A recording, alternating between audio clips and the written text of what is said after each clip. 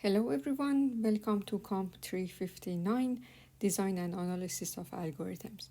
In this video we are going to talk about linear time sorting algorithms. We will see three different sorting algorithms that they actually don't use any comparison between the elements, but they have some other assumptions about the items that they are sorting, and we can see that they can be done in linear time instead of n log n. The first one is counting sort. So the assumption about this algorithm is that we assume the input is a sequence of n items where each item is going to be an integer numbers between 1 to k. So this is the simplest form of the assumptions, but you can actually see that when you are saying that each element of the input belongs to actually an integer number between 1 to k, basically just means that the items are coming from a limited set. So even if the items are not exactly integer numbers between 1 to k, if you can map them to integer numbers between 1 to k, still this algorithm is applicable on those cases. So the sorting algorithm, we will see, it is going to be in linear time if the value of the k is less than or equal to n, or you can actually just, even better if you write it in this way, that if the value of k actually belongs to O of n, which means that it is linearly bounded. Okay, so what is the idea of the counting sort?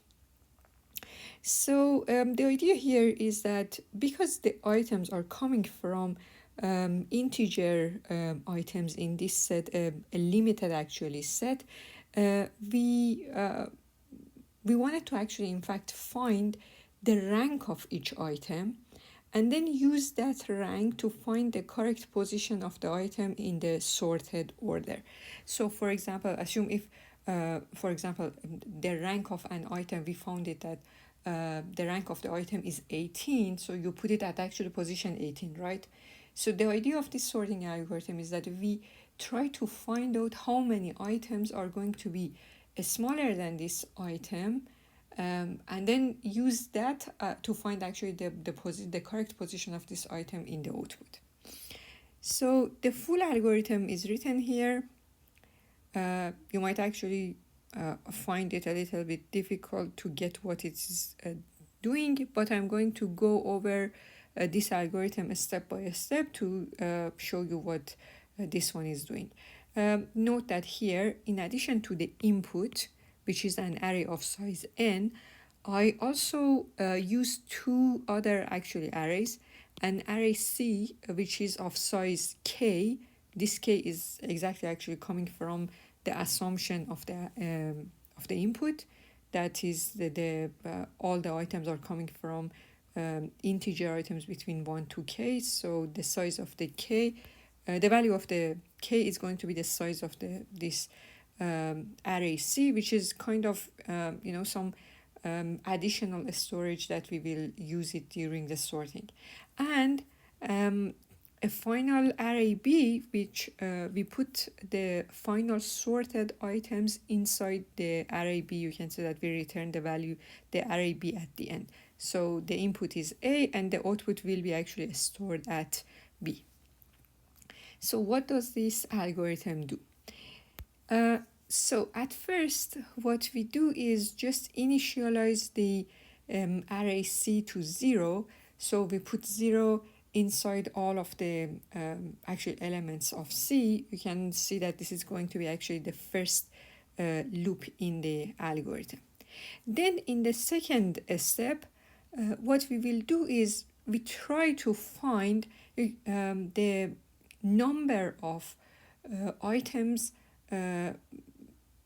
For example, if for all the items between 1 to k, we try to find that how many items of how many number of these items between 1 to k we have, and we are going to actually store it in C. So at the end, the value of C will be how many number of 1 we have here, how many number of 2 we have in the input, how many number of 3s we have, how many number of 4s we have inside the array A. Okay, so it will be actually done using the second loop in the algorithm. So what we are going to do is just go over all of the elements in the input array, and because each of these elements are going to be corresponding one of the indexes in the array C, we just actually need to increase the value of C sub A sub J, increase that value, right? So it's simply just you can see that if you go over all these items, it's just the value of the index 4 has been increased, then the value of the index 1 will be increased, then the value of index 3 will be increased, the value of index 4 will be increased, the value of index 5 will be increased, and we are done. So at the end, what we have here is each C index I will tell us that how many number of I we have in the input array. Okay, so far we know that how many number of 4s we have, how many number of 3s we have, and so on. In the next step, what we are going to do is to calculate the rank of each of these numbers. So I wanted to know that how many values less than or equal to 4 I have in the input, how many values of less than or equal to 3 I have in the input. So to do this, the third loop in the algorithm, here you can actually see that I kept the original, the array C here, and I just actually copied this array here and calling it C prime, although in the algorithm I don't really need to do it. So in the algorithm it is the all will be actually done over the original array C. I'm not using additional array here, just to make it clear for you that what's happening. I have actually written it as a separate picture here to make it more clear. So what I'm doing here is that just keep adding the value of Ci to Ci plus 1, or actually adding the value of Ci minus 1 to Ci. So you keep the value of index 1 as it is. So all the values of 1 or less than 1 is just, I have 1, 1. And then the value of 2 will be, at index 2 will be increased. It just tells you that how many number is less than or equal to 2. I just have one number less than or equal to 2, so that's why it's going to be actually 1 here. Then you get this value and add it to this value, and then you get this value and add it to this value here and here. So at the end of the third loop, what I have is the rank of in the Ci, I am actually keeping the rank of the I. So it just actually tells me that the number of elements less than or equal to the value of I. So now I'm going to use Ci to get the values from the input and store them in the output array. Okay, so for example, the value 3 here, where I should actually put it, I am going to look at C index 3. It is telling me that to put it at index 3 because there is going to be 3 items less than or equal to this 3. So where I'm going to actually put that, I'm going to store it here.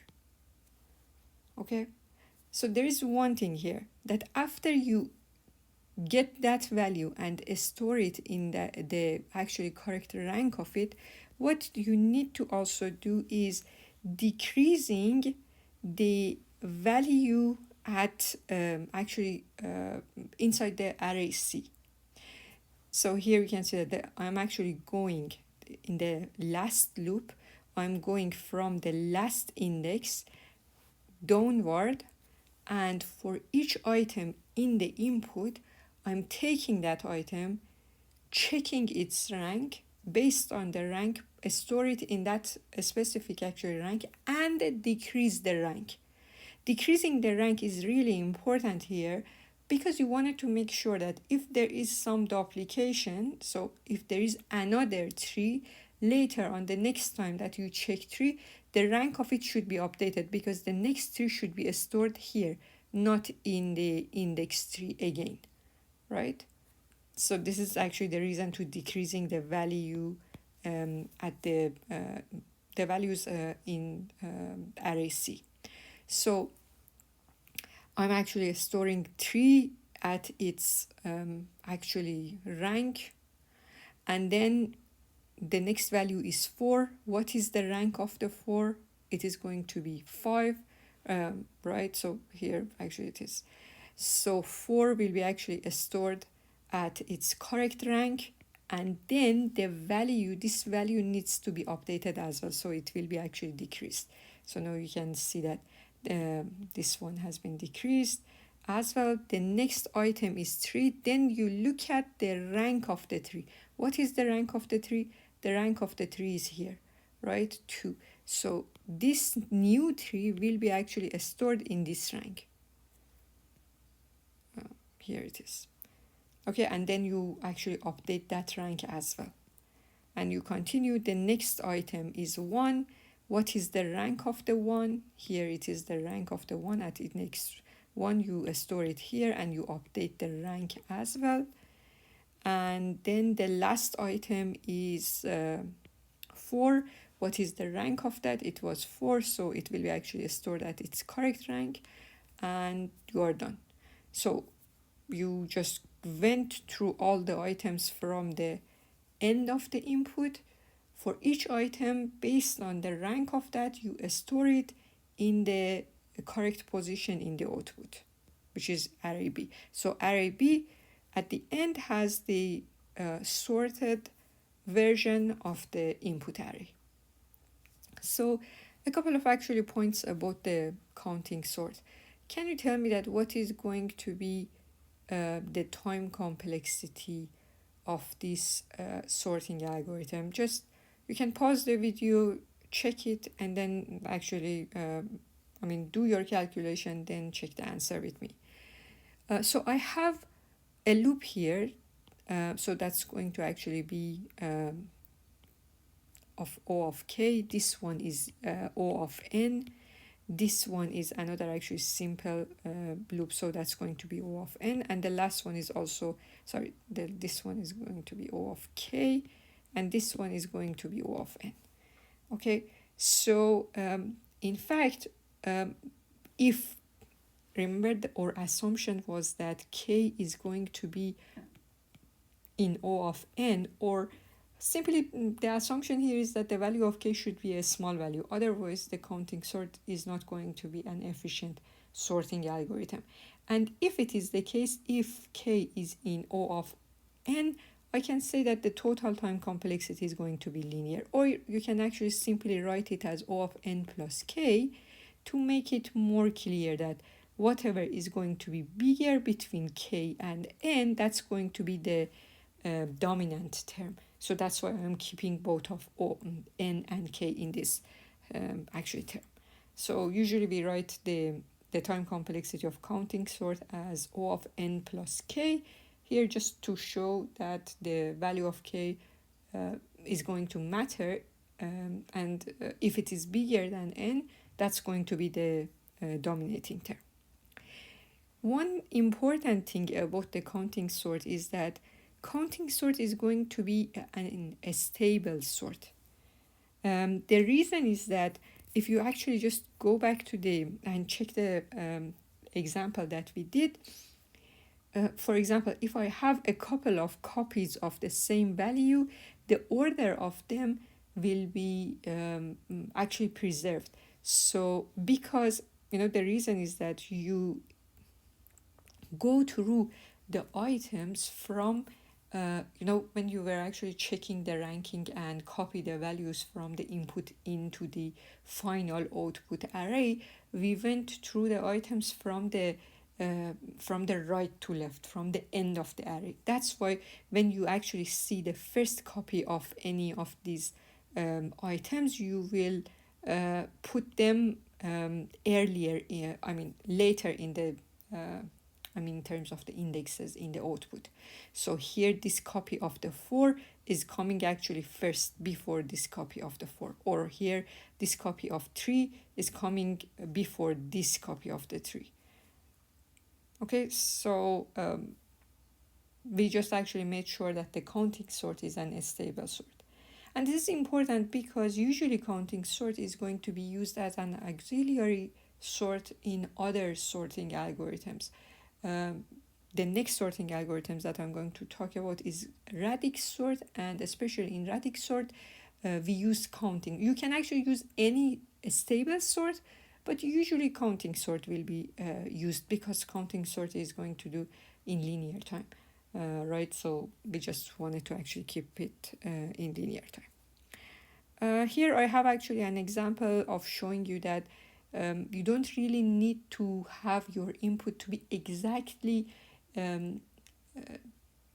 some positive integers between 1 to k.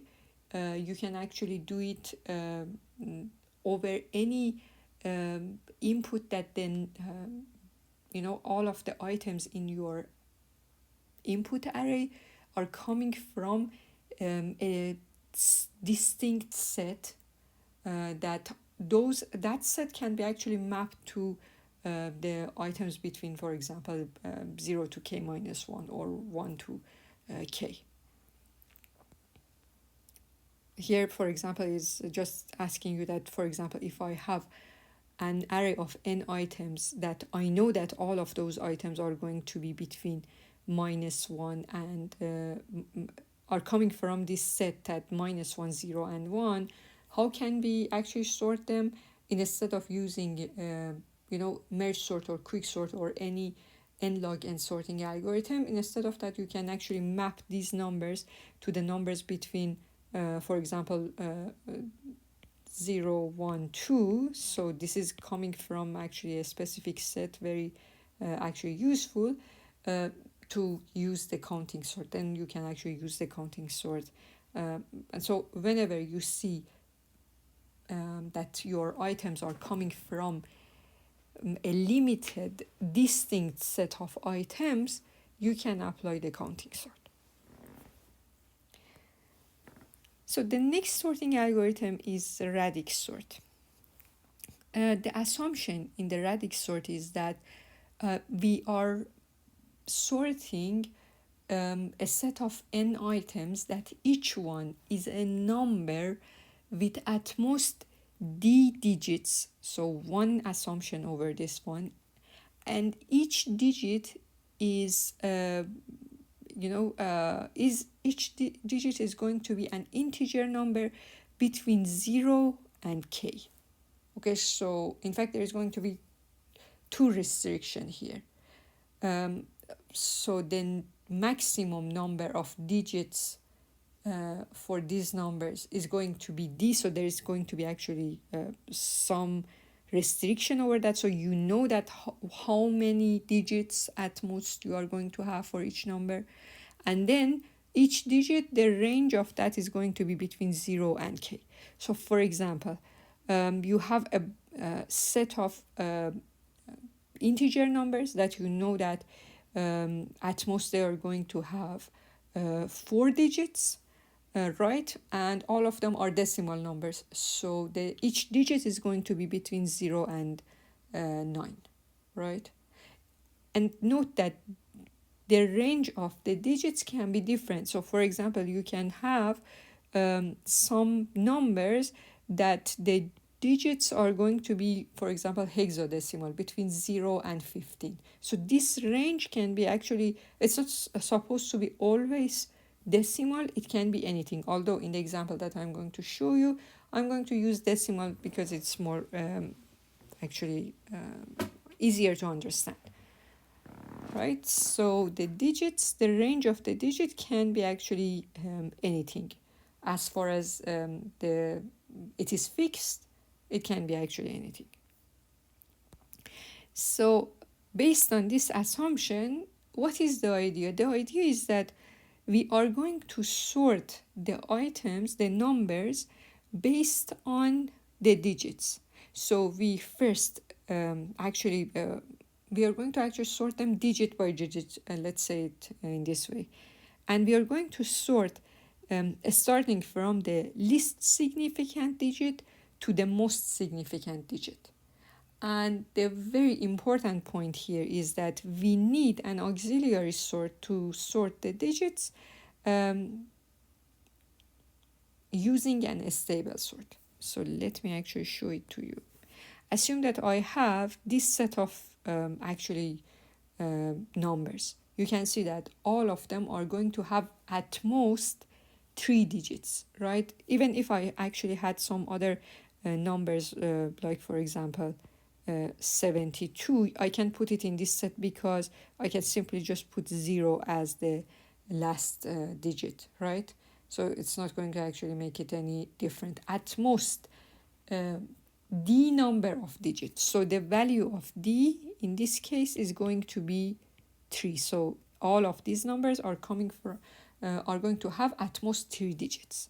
The other actually assumption here is that I can see that all of these numbers are decimals, so each digit is going to be between 0 and 9. So here is going to be the other actually assumption, that the value of k is going to be 10, right? At most 10, all of them are going to be integer numbers between 0 and 9, so the value of k is going to be 10. So what I'm going to do, I'm going to sort all these numbers based on the first digit. So what would happen if I sort them? It's going to actually look like this. You can see that 0 comes here, then it's going to be actually 5, 6, 7, 9, and then the final line.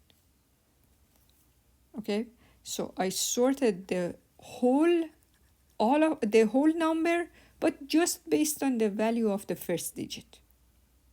Then this is the first round. The second round, I'm doing the same over the second digit. So I'm sorting these numbers based on the second digit.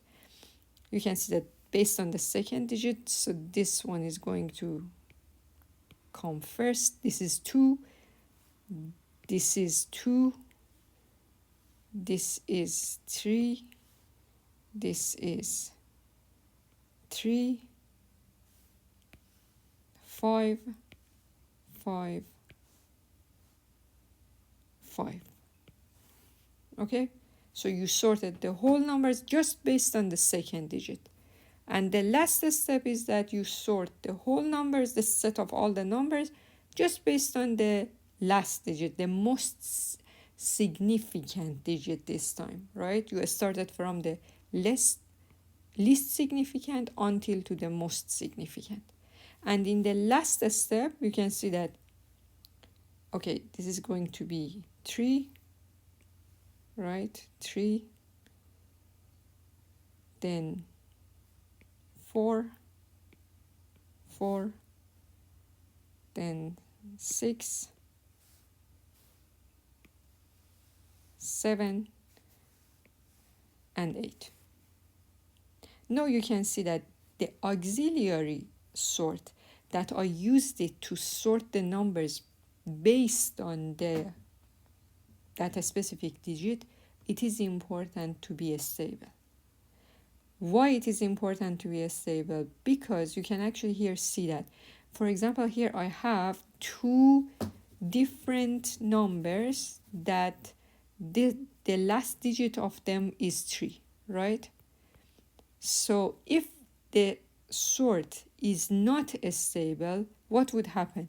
It is possible that the order of these two, so this one will actually, it is possible that this one comes before this one, right? The order of them will change. But if you change the order of them, you are actually ruining all of those information that we sorted in the previous steps, right? Because you can see that already this one comes before this one, because if you just consider this part of the numbers, this one is smaller than this one, is smaller than this one, right? That's why it is actually coming before than this one. And it is important for me that if I am actually sorting just based on the last digit, this one should come first and then this one. So this is really important, that that auxiliary sorting algorithm that you use should be stable. So, okay, what is the time complexity of this sorting algorithm? If you check the time complexity, you can see that, first of all, what we did in this, actually, let me actually clean up a little bit here. What we did here was we went over three different actually steps, right?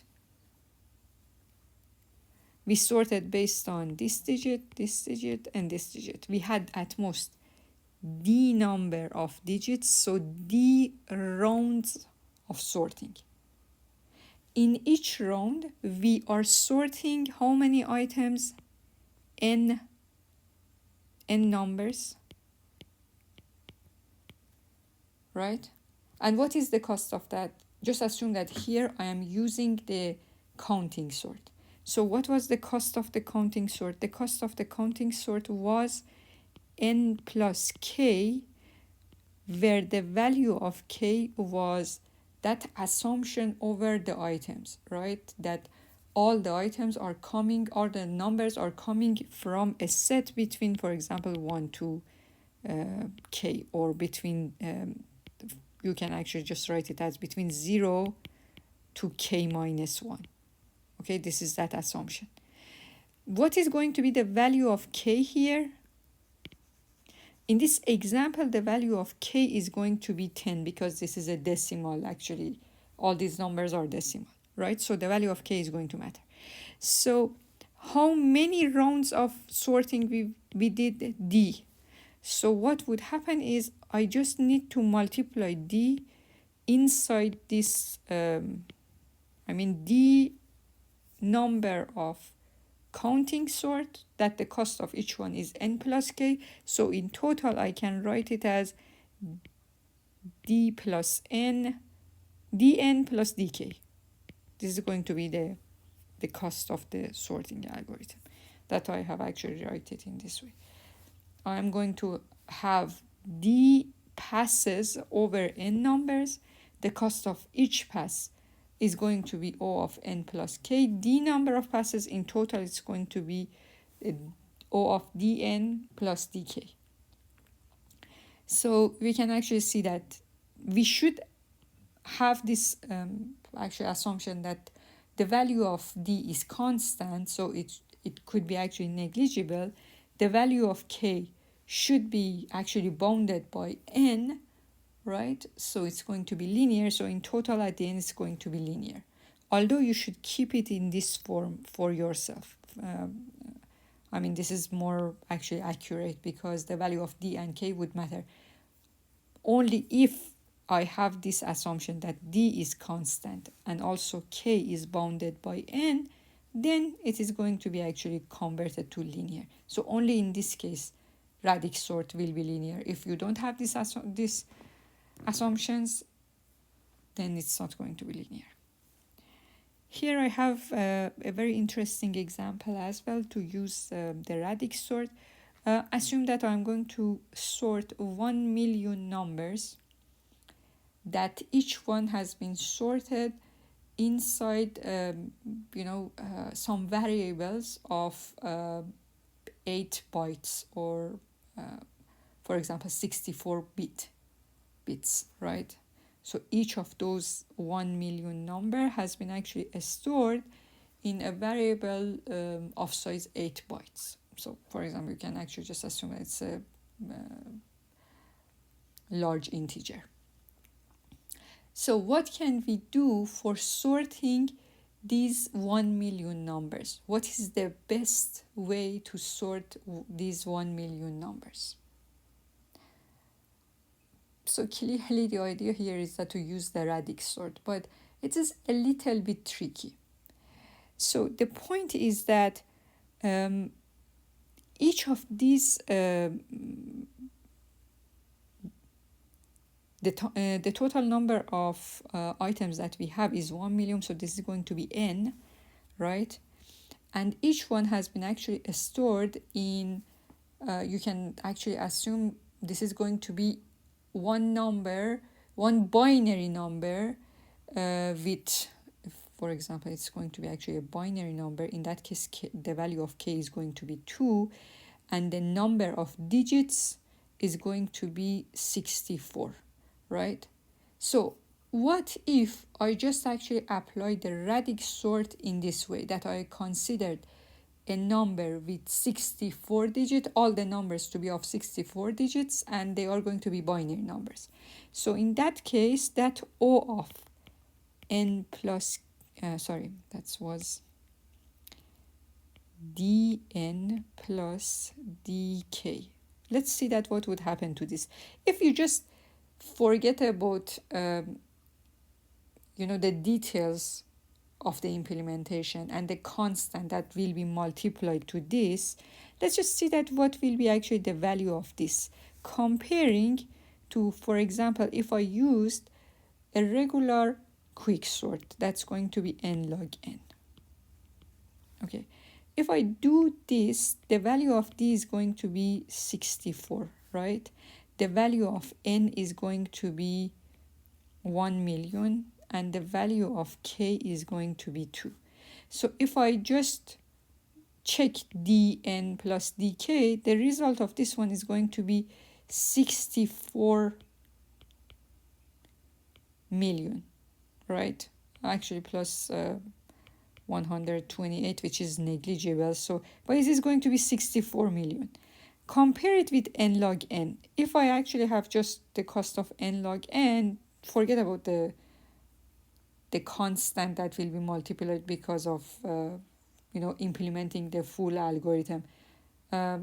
Just you are going to have some constant here and some constant here. I'm going to just ignore both of them, compare that Radix sort is going to be better or a regular sorting algorithms. So in this case, the value of n is again 1 million log of 1 million. Assume that this is going to be, for example, some log 2. Okay, so in this case, that's going to be around 20. Okay, almost, if you have a log base 2. So if you go with the quick sort, this is going to be 20 million compared to 64. Of course, actually using that quick sort is going to be better than using the Radix sort in this way. So I'm going to actually show you that it is possible to get something better than 64 million if you change the way that you are thinking about the numbers. Instead of thinking about the numbers as numbers with 64 digits, some binary numbers of 64 digits, I am going to change actually the digits. So what I'm going to do here is, let me actually show it to you here in this way. All the numbers are going to be some actually binary numbers, right? But I can deal with them in this way that I have some numbers in base 2 power 16. Okay? So in this way, I am dividing all 64 bits into 4 sets of 16 bits each one. So what is going to be, instead of actually a binary number, this is a very actually large base, which is going to be 2 to the power of 16. This is the base, right? How many digits you have? You are going to have 4 digits. So I'm decreasing the value of d and increasing the value of k. So now let's see that what would happen to this dn plus dk. So the value of n is fixed, right? That's going to be 1 million. D is 4, and here the value of k is going to be 2 power 16. If you calculate dn plus dk, this is going to be, if you actually just forget about this one, this is going to be around 4 million, because this part is going to be around the 262,000 something. Okay, so if you just actually calculate this one, look at this one. If you do the whole calculation, it's going to be around 4 million. So of course, this 4 million is better than 20 million that's coming from the some O of n log n sorting algorithms. So if you deal with the numbers in this way, Radix sort can help you to to sort the algorithms around 5 times faster than for example, if you use a regular quick sort to sort these algorithms. So you can actually just play with this and see that, and in fact find out that what is going to be the optimal value for D and K. You see that I have this fixed 64 bits. It's just the point that how I am dividing it to how many number of digits and what is going to be the base. And you will see that it's the if increasing the value of D or decreasing the value of D more than this is going to actually help you or not. Just try it. So for example, just change the value of D to 2 and change the value of K to 2 power, for example, 32, or actually change it to D equal to, for example, 8, and K in that case will be 2 to the power of 8. So check all these settings and see that which one is going to be actually the optimal compared to this one, this setting. It is just a good exercise that you can do it for yourself. The last sorting, a linear time sorting algorithm that I'm going to discuss is called the bucket sort.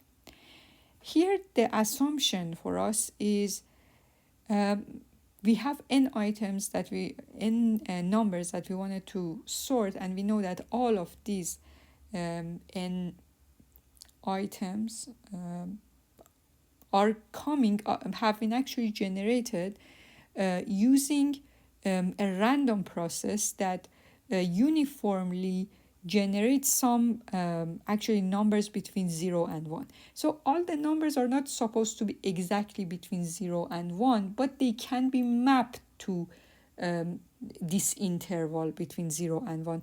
The point is, or assumption here is that unlike the counting sort that we assume the numbers are coming from a set of distinct items, that all of those items were mapped to, for example, between 1 to k.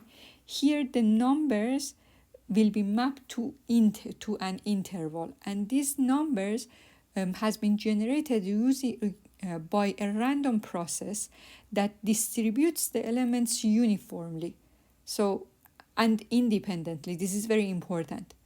Because of this, what we can do, the idea of this sorting algorithm is that we will divide the interval of 0 and 1 into n different buckets. Okay, and the size of each bucket is going to be 1 over n.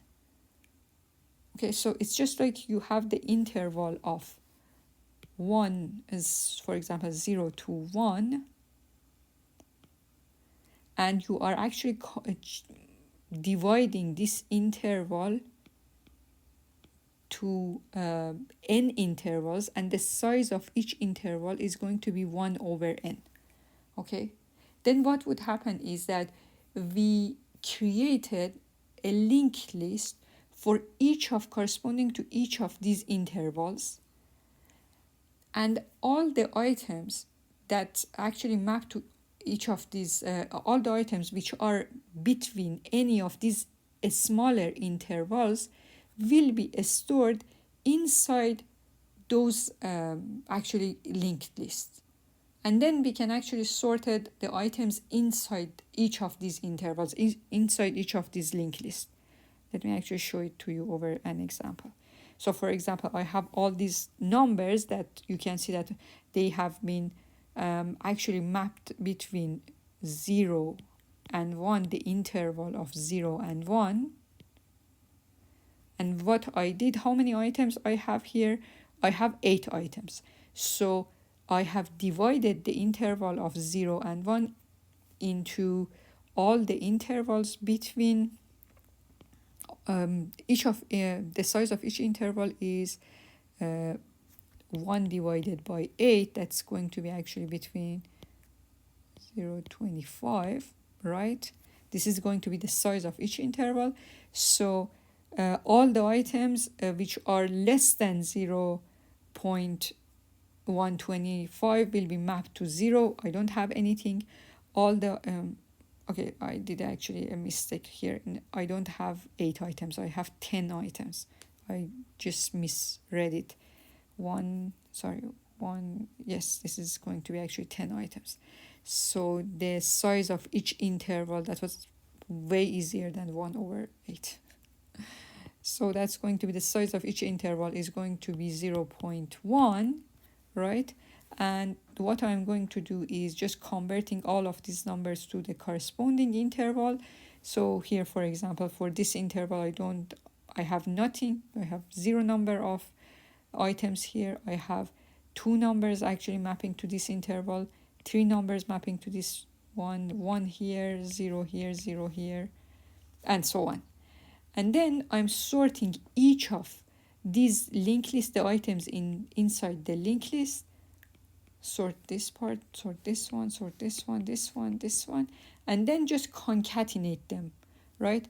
All the items in this bucket, all the items in this bucket, then all the items in this bucket, then all the items in this bucket, then all the items in this bucket, which is nothing, all the items in this bucket, which is nothing, all the items in this bucket, all the items in this bucket, all the items in this bucket, and all the items here. So finally, all of these items has been sorted.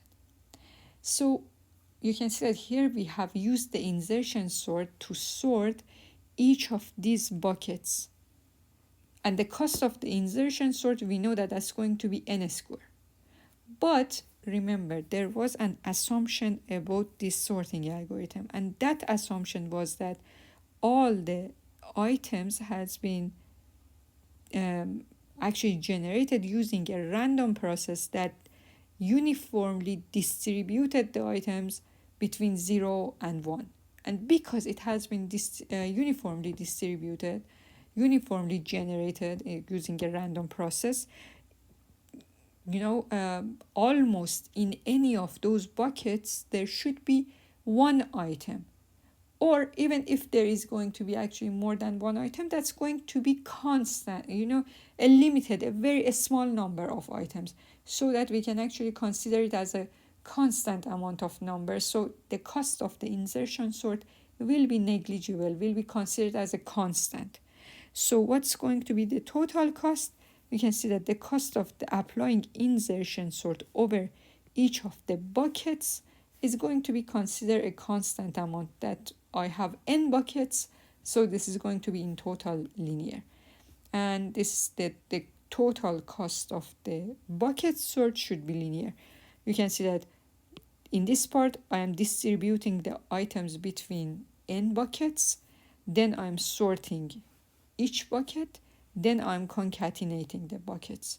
So here the cost is linear, the cost here should be linear, and the cost here will be linear as well. So that's why in total the cost of the bucket sort will be linear. If you remove this assumption, the assumption about the items that has been generated using a random process that distributes the item uniformly, otherwise the bucket sort is not going to be linear, right? Because if, for example, it is possible that in one of the buckets you have, for example, half of the items, so in that case it's going to be n squared because you are using the insertion sort to sort them, and half of the items are already in one bucket, so that's not going to be linear anymore. Just based on this assumption, the bucket sort is going to be linear. So this is going to be the all the three remaining sections of the bucket sort. So make sure that you read all three sections of the chapter 8. So make sure that you study chapter 8 and do the exercises and the problems of the chapter 8 in your textbook CLRS.